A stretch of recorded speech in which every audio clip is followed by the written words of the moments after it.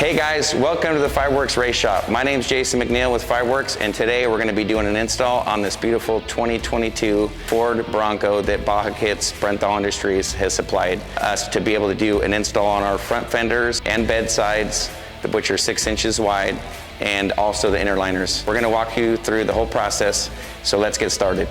So today I have Marcos, our installer, helping us. First step of installing these front fenders is going to be taking off the grille. We're going to want to remove all of the plastic clips for the grille. This is connected to the radiator shroud to be able to get to the grille.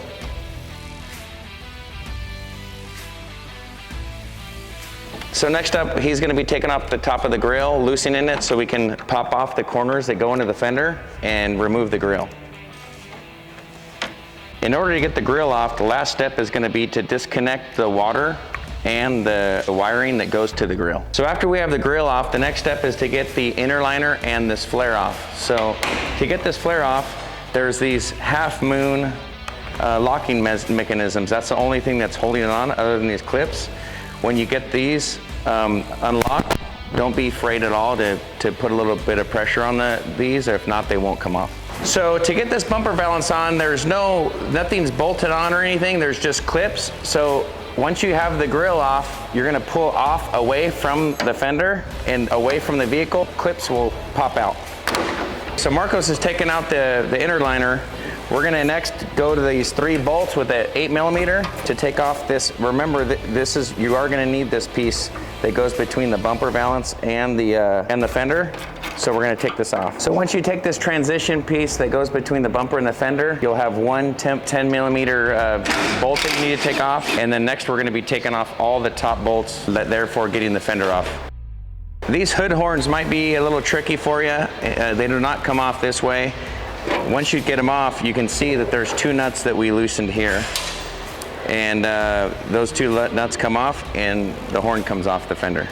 Next step is to take the rocker panel off to be able to get to the 2 bolts that are on the fender here. Last but not least, to get this fender off, do not forget about the 7mm up by the mirror behind the door. You have to open up the door to get to that bolt. So to show you this off the vehicle so you can actually see what we did, it's kind of hard to videotape up close with it on, but there's 3 10mm bolts that are behind your door that need to be loosened and taken off this plastic intermediate piece that goes between the vehicle and the fender.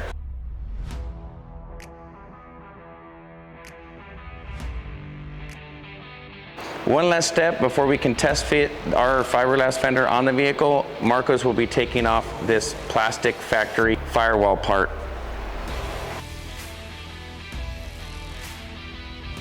Now that Marcos has everything taped off to protect the paint, we're going to be test fitting our fenders. You can see that all of the holes are pre-marked where you need to be drilling them. That's what we're going to be doing next. So it's very straightforward to what you need to drill to be able to put these on. Whatever the factory fender has, where those holes are, you're going to do the same thing on these fiberglass fenders.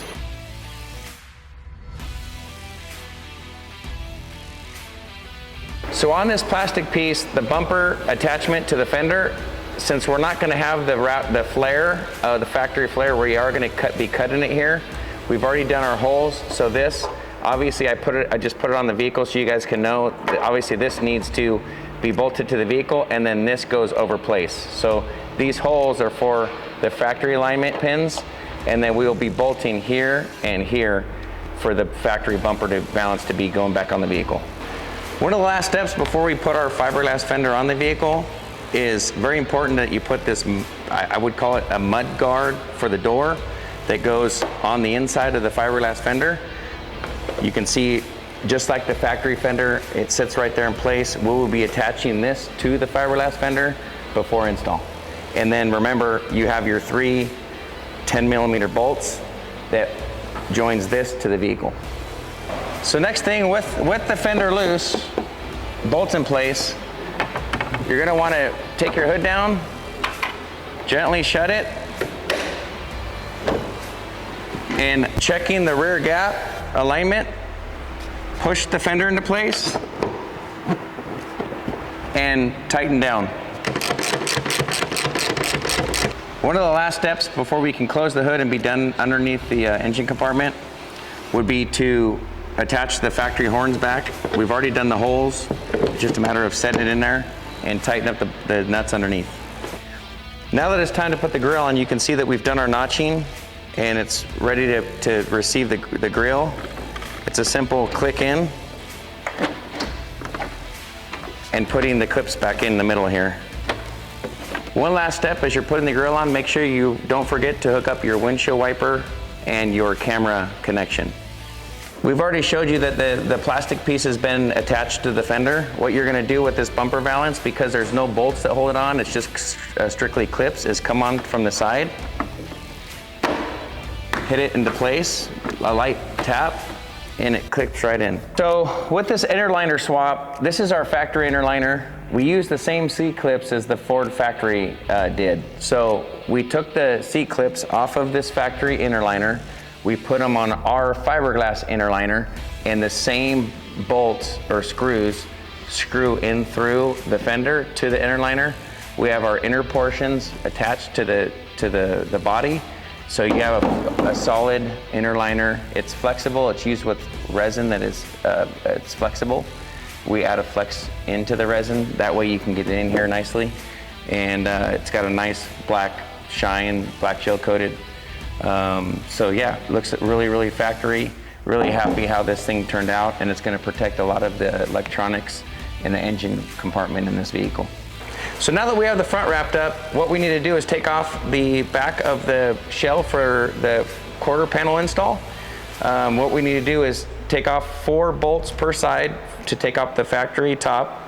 That way we can get to the bolts that hold on the factory quarter panel kit and install our fiberglass quarter panel kit.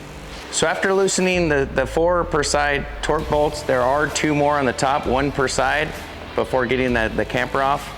Next, we're going to be using a 10mm to take off the top of the quarter panels, the front part of the quarter panel, and you're going to see in the video us taking off the tail light along with this filler piece here to take the bedside off.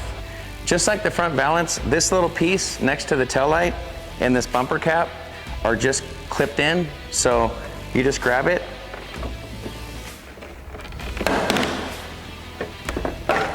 and it comes off. So once we have this tail light filler piece off, you're going to get to the couple bolts to the tail light, as well as the 2 bolts holding on with this plastic piece, the back rear quarter panel, and the rear quarter panel should there come off, and the tail light should then come off. Now that we have the 3 bedside bolts off on the top of the rail, there is 2 here. We have them off already. One, you don't have to do anything, you just take it off. The other one is behind this rubber grommet. There's 2 pins that you pull out to take it off. Therefore, it gets your quarter panel loose, ready to take off. So before we can get to these bolts, there is 2 Torx small bolts that hold this sensor on right here. To get it out of the way of here, you're gonna basically take these Torx screws off, move the sensor to the side, undo this 2 bolts, and your bedside therefore comes off. So to remove the factory fuel door, because this is something we're going to need to put on our fiberglass fender, is there's 4 clips that you got to push and it pops off. I've already done it, but these 4 clips right here is exactly what you need to push down on, and your factory fuel door completely comes off the vehicle. So on the rear here, we have the bumper extension, also this taillight filler piece. What we want to do is they're connected on the back side. We want to be able to, because we're going to be using this but not this, so we're going to pop off this bumper valance piece, so we're only going to use this tail light filler. So then the very next important step is not to put the bedside on. We're going to be putting the tail light on. Make sure that you plug it in before you fully bolt it on, because we hate to have you put the bedside completely on after the tail light, only to realize that you forgot to plug it in. You'd have to take everything back off. So we're gonna go ahead and bolt our tail light on. We're gonna put the filler piece on as well, and the next steps will be the bedside install. So one of the biggest things when we started designing this is we wanted to eliminate the bumper cap. Our flare starts right off of there, the design. The only tricky part is the installation. So we're going to show you how to install it. Normally you put the tail light on at the very end, but we have to put it on first because the bedside goes over it. So we have the plastic piece we discussed earlier on the vehicle that's bolted to the vehicle. We have our sensor bolted 100% up, ready to go. And this is bolted onto the car. So this is all solid, light and all. So now what you do, once you have, obviously you have the holes already drilled on the whole thing. And basically what you want to do is this return flange goes over the plastic one. Be careful, we have our tail light taped off, just for this reason, so we don't scratch anything. But basically what you want to do is just push it right into place.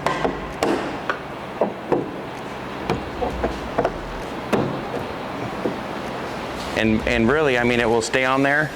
We got to apply the bolts now, but that's it. We still have obviously some checking for clearances, but that will be the next step. We'll get our bolts in place and show you what's next.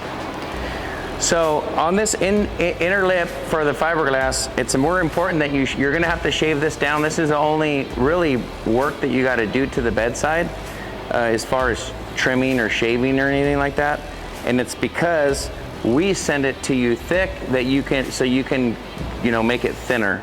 If we make it thinner, it's gonna be nice and brittle, which is not good.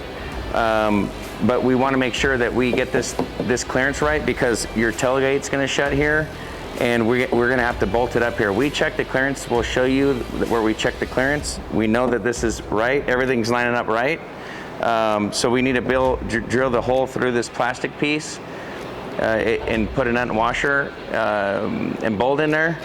And then that way this thing's completely solid and sturdy, and it's ready to have this last piece of plastic installed. But we'll do that once we check the clearance. So we've shut the door. Make sure that we check the clearance, both top and bottom, flushness, the gaps as well. We're really happy how this lined up. About the only thing that I can see that we might just do a little bit of sanding on the outside of the fiberglass there, but it's not hitting. I just want to give it that extra little bit because obviously these are going to get painted, and we want to make sure that nothing's rubbing. So basically now we got to drill this hole so it's secured. Everything else is on. Everything else has been tightened. We'll do this hole, bolt it up, and the next step is the fuel door. So now that we have our hole drilled, I obviously didn't put anything into that hole yet because we're gonna first put this plastic piece on. Just like the factory way it went on, you're gonna push that into place. 2 of the bolts get bolted to the car, into the chassis.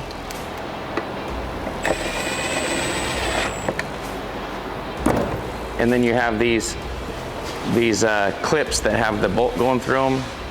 They're plastic. These things are going to attach the same way.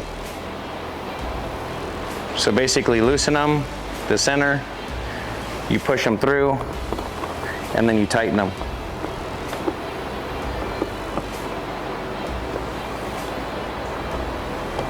So we'll get these 3 done. The back is fully installed, and we'll move on to the fuel door next. One of the things we really wanted to do when we designed this Bronco bedside is to use the factory fuel door. We grinded on the back side of the return flange perfectly, and now we're going to install this. There's 4 clips. We've already checked our clearances before we did this.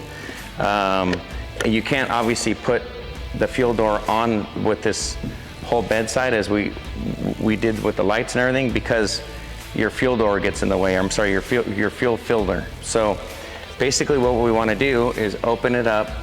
You put the front part in first.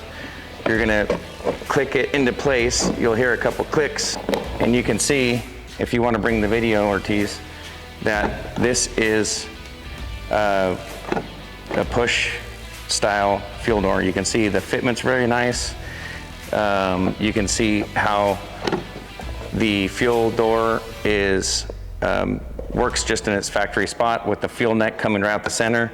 Nothing's hitting, everything's clearancing. All this, there's a lot of time and effort made, making sure, and spent making sure that this is going to close and hinge. We don't want factory painted parts rubbing on each other. And so, yeah, this is a very nice feature that we came up with when we were designing this from the get-go. We knew we wanted to have the factory field door. It looks very nice.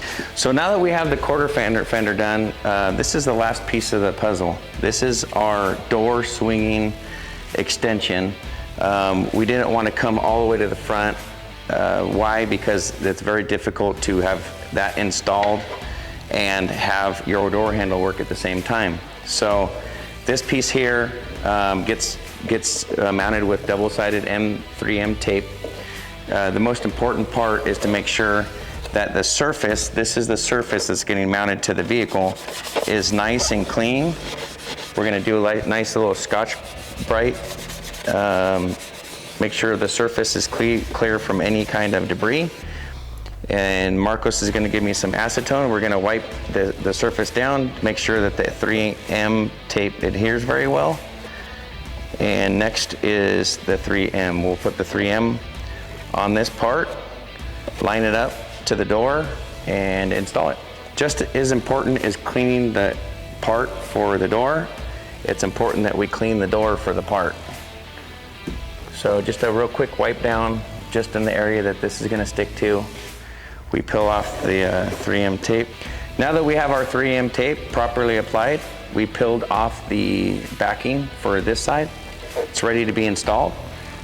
Basically eyeball right where the alignment needs to be.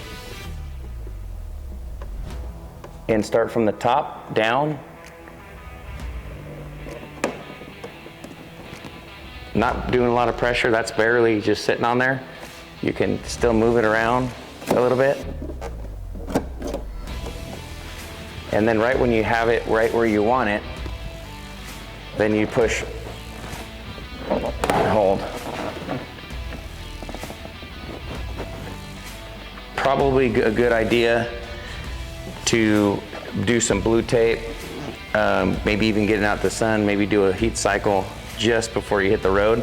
But that's really all that's holding this mini fender on. There are people that have tapped it on the back side. That's probably what I would do. Obviously, since this is not our vehicle, we're not gonna put a hole in the door.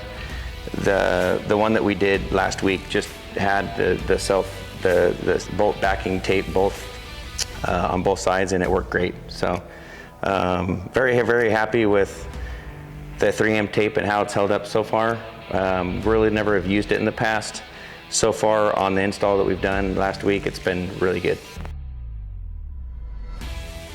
That's a wrap, guys. Thank you for tuning in for our front fender, rear 4-door kit, and inner liner installed today. Hopefully this video was helpful for you, and really excited about how this turned out and how many Broncos we'll see out in the future with this kit on it.